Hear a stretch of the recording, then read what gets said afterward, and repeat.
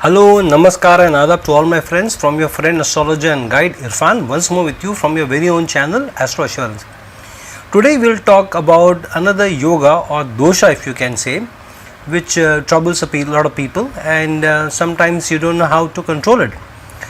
Though less talked about than, say, for example, a Vish yoga or a Shrapit dosh, yet it is concerning enough if it is present in the horoscope. Sometimes this can be more, rather than use the term dangerous, I would say rather challenge bringing and even troublesome if not utilized in the right manner. Now, firstly, one needs to understand whether yogas or doshas, they are concerned with not only bringing an opportunity, either a good opportunity or a challenging one, but they are also a good chance for us to be able to correct some of the things which are in the horoscope if identified early, and also to use that opportunity for a betterment. In fact, even a dosha sometimes can be used to our betterment if we understand what strength it brings. Each of the doshas or yogas also has its own strength. Sometimes even the negative energy of a bad placement can be utilized to your advantage if you understand what strength or what opportunities or what challenges it brings to your horoscope. Now, the horoscope may have a lot of blemishes in terms of various doshas, but to get to the root of each dosha and why it is present is very, very critical. One of the important things of a yoga or a dosha is that it is associated with specific planets in specific signs or placements. So, the planet is very important, its placement is very important, and the signs that it is placed in is very, very important. So, one needs to look into the root of the characteristic of the planet or the planets, the characteristics of the house that it is placed in, and or the placement that it is talked about in terms of placement, and also the sign it is placed in. So, for example, a Jupiter and a Moon yoga or a conjunction, or when they are in Kendra to each other, brings about a combination of positive energy. So, the positive energy is read in terms of Jupiter and Moon, and the positive energy is also is read in terms of the characteristics of Jupiter and the Moon and the combination of energies, and then it is also seen as what house the Gajakesari yoga is present in.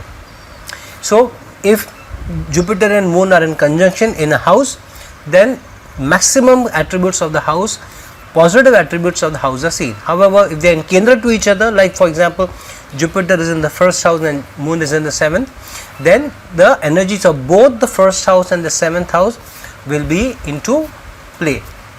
Same thing with doshas also. When you have a dosha, then this dosha will also bring up what are the planets involved, what is the characteristic of the planet, what is the placement of the planet, and or their respective to one another, and also which sign it is placed in.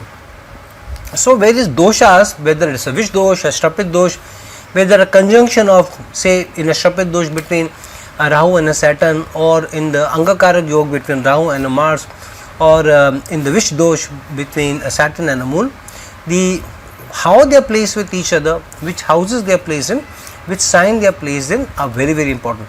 And then the secondary things like what aspects they have on each other, then are there any debilitated or combusted planets involved or other planets involved in the conjunction, all those are added things which are also read. However, some doshas are read without the presence of some planets. So, for example, if you look at a dosha or a yoga such as the Kendrum dosh, the Kendrum dosh or the yoga, whatever you want to call it, is described in the shlokas as the moon, the planet moon or the heavenly body or the graha moon being alone in the horoscope with no planet in the house before it and following it. That is the simple description of the Kendrum dosha or the yoga, which is that moon should be alone and should have no planet in the house preceding it or after it, in the house 12th to it or in the house second to it.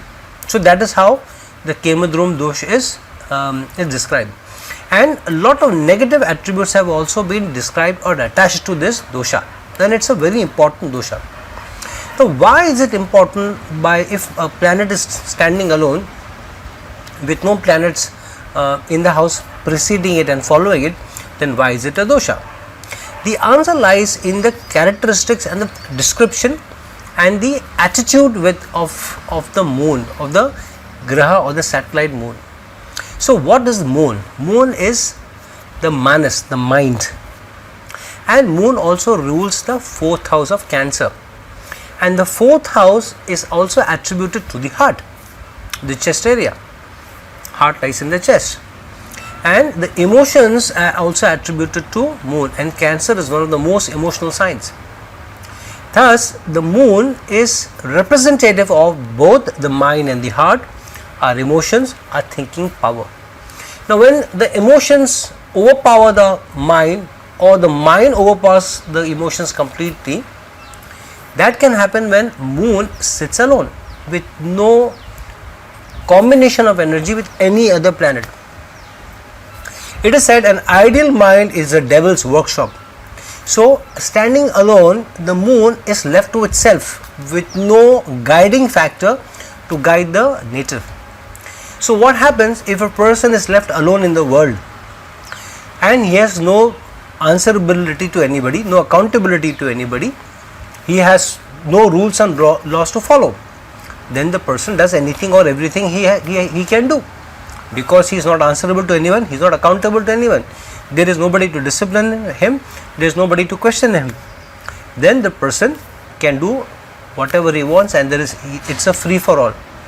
Same thing is described for a moon in a standalone position with no planetary body before it or after it to guide it or control it. In such a situation, the mind is completely left at its own willpower, and the native has no guiding factor, no control on it, and the person is not answerable to anyone. So what happens in such a case is that there is complete freedom given to the heart and the mind to do whatever the person's attributes are or characteristics are, or how he uses his mind. So if there are no wisdom giving aspects like Jupiter's aspect on it, or Jupiter being in Kendra to the moon, then the Kendra dosha would be more highlighted.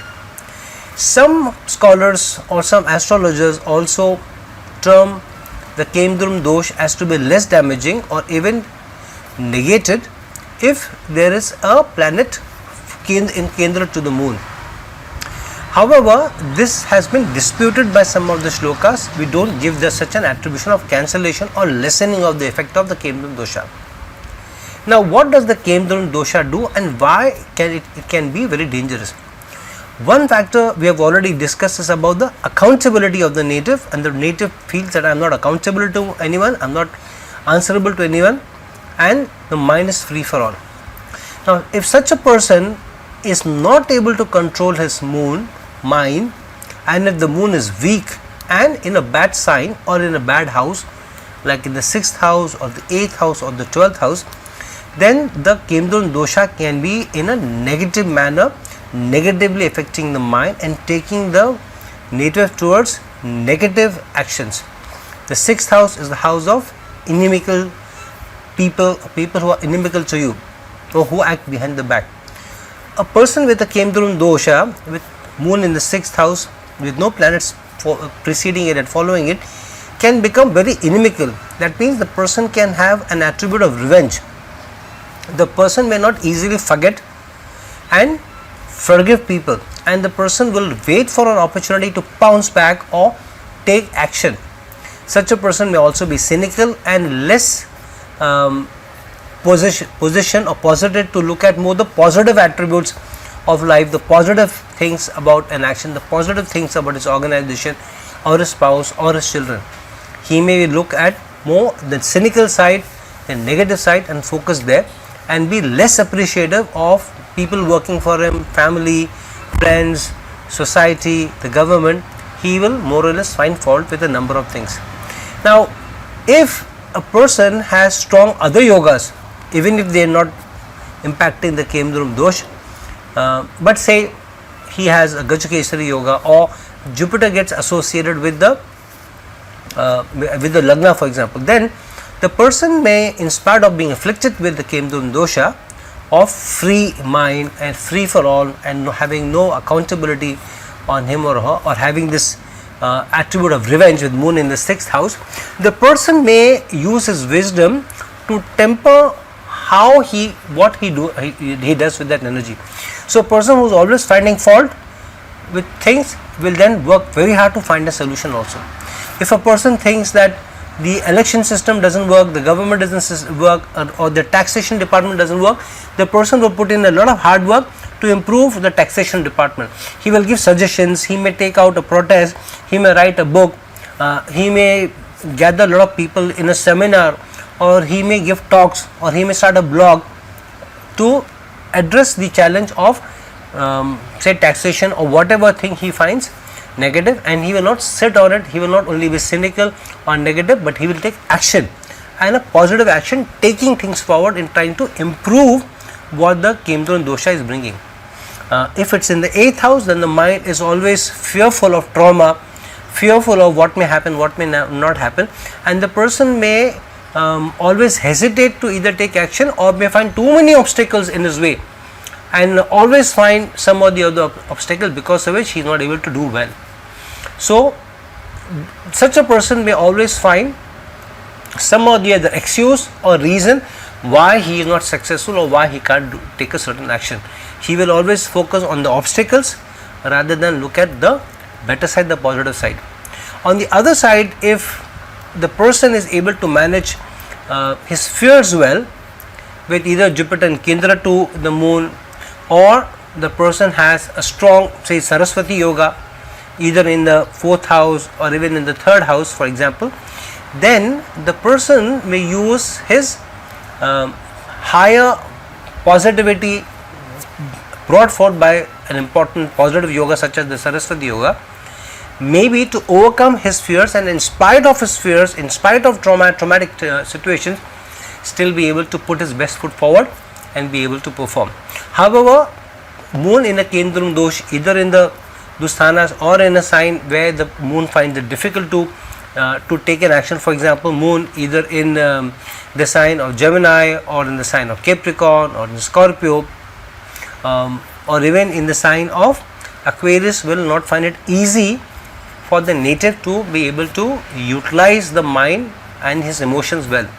So such a person may struggle because of the Kendrum dosha, and that's why it's not easy, and the life can be either with some challenges, many challenges, or full of challenges all his life. Generally, a Kendrum dosha without any other good supporting yogas does bring challenges to one's life, and one has to be careful. Now, a lot of people have the Kendrum dosha with no planets preceding or following the moon. That doesn't mean their life becomes completely full of challenges and not being able to control.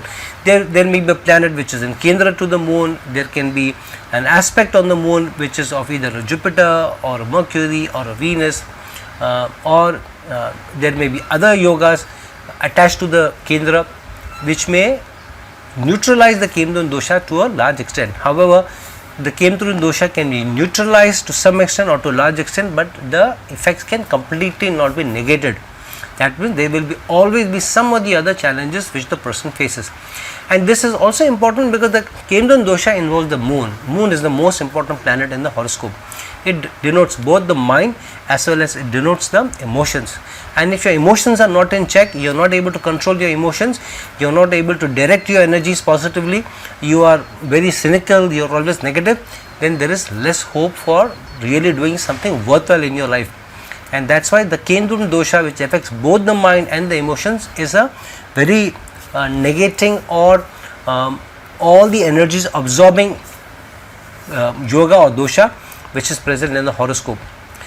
People with such a dosha can do few things to be able to overpower it. One, always try to look at the positive side of life, and always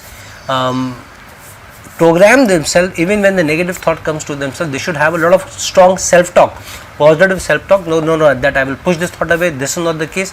Things are still good, and there always a better side or the positive side to every coin, to every story. So they should do a lot of self-talk. They should meditate. They should learn to be patient. They should be more submissive to the higher energy, and they should work on the emotions. They should work on being more positive and overcome some of the challenges of the Kendrum dosha by depending on wise counsel around them, and not completely given to the negative side of the mind, because the mind can sometimes become very, very diabolical and bring more challenges. Second thing they can do is to act in the direction of being very positive to the relations affirmed to the moon, such as mother or motherly figures, or old women who can be looked at as a motherly figure too. Serving them, doing mantras of the moon, drinking a lot of water, donating white things, fasting on Monday. All of these can be a good factor of reducing the effect of Kendrum dosha. However, as I have said in most of my videos, the mantras, gemstones and fasting are very, very small percentage.